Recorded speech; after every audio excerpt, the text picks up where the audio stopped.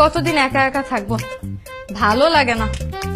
যেই ছেলে আমাকে দেখতে আসছে, দেখার পরে এই ছেলের আর হদিসই থাকে না। আজকে যেই রকম ছেলেই হোক, ল্যাংরা লুলা খোড়া যেমনই হোক, এই ছেলের গলায় আমি ঝুলে পড়বো। সাজা, সুন্দর করে সাজা।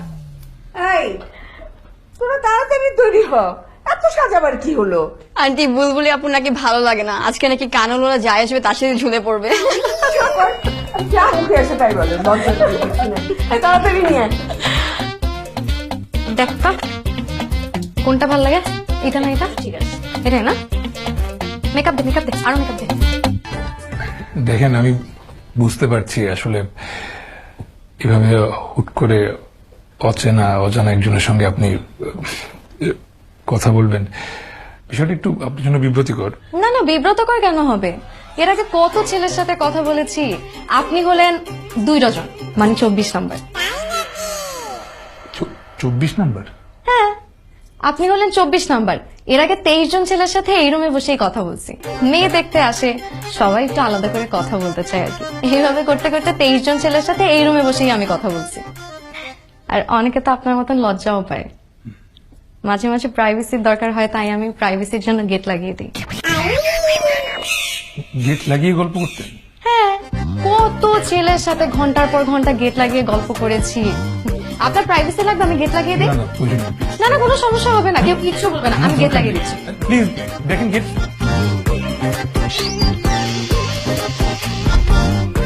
গেট লাগিয়ে দিয়েছি, এখন আর কেউ ডিস্টার্ব করবে। বলেন কি বলবেন? জি, এটা কত দিলেন? 200 টাকা? এর আগে কত 2000, 3000, 5000 টাকাও দিয়ে গেছে, কিন্তু গেট লাগানোর পরে আজকে পর্যন্ত কেউ 200 টাকা হাতে ধরিয়ে দেয়। কথা কি বুঝে বলেন নাকি না বুঝি বলে ফেলেন? কেন, কি হয়েছে? গেট লাগানোর পর টাকা বেশি দেয়, কথার মিনিংটা কেমন না? কেন, কি হয়েছে? এর আগে কত গেট লাগালাম, কখনো তো কিছু হলো না। কতবার গেট লাগিয়েছি। আচ্ছা, আপনি কি ভাবলেন বলেন তো? ও, এইবার ছি ছি ছি ছি। দেখেন, এই সব জিনিসের সাথে আমার একদম কোনো সম্পর্ক নেই। এগুলো আমি পছন্দ করি না। যদি পছন্দ করতাম তাহলে এতদিনে কত প্রেম করতাম। আমাকে যে কত ছেলে পছন্দ করতো, আমি তো আসলে দেখতে শুনতে মাশাআল্লাহ একদমই খারাপ না। কত ছেলে যে আমাকে প্রপোজ করতে চাইতো, আমার বাসার সামনে শত শত ছেলে লাইন দিয়ে দাঁড়িয়ে থাকতো, বুঝছেন? কিন্তু আমি না কাউকে কোনোদিন পাত্তাই দিতাম না, কারণ আমি তো জানি আমি কারোর সাথে কোনো অ্যাফেয়ার করবো না। যদি অ্যাফেয়ার করারই হতো তাহলে এতদিনে কত কিছু করতে পারতাম, কিন্তু আমি কখনো এমন কিছু করতে চাইনি, বুঝছেন? আমি তো লক্ষ্মী মেয়ে, তো তাই। আরে আসো আসো, সারপ্রাইজ তোমার জন্য, আসো আসো। সারপ্রাইজ? এই যে ধরো, ধরো না, সারপ্রাইজ। হায় হায়, তুমি সত্যি সত্যি আমার জন্য শাড়ি নিয়ে আসছো? হ্যাঁ, আরে না কিনলেও তো চলতো। তুমি চাইছো আমি না আইনা পারি? হ্যাঁ, দেখো তো কেমন লাগে। আমি একটু হাত মুখ ধুয়ে আসি।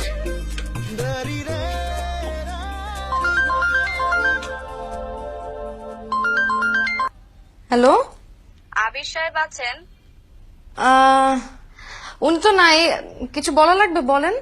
ওনাকে একটু বলবেন এই শাড়িটা আমার কাছ থেকে কিনেছে, ওটা একটু মার দিয়ে নিতে। এমনিতে কোনো সমস্যা নাই, আমি 2-3 দিন পরেছি, তবুও মার দিলে ভালো হবে।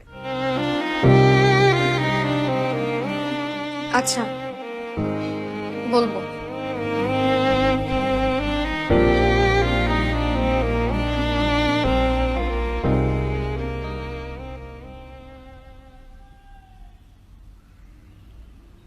ভাবি, খাইতে চলো।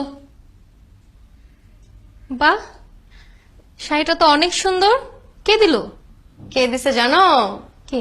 তোমার ভাই। তোমার ভাই নিউ মার্কেটের শাড়ি হাউস থেকে এই শাড়িটা আমার জন্য নিয়ে আসছে। দাম কত জানো?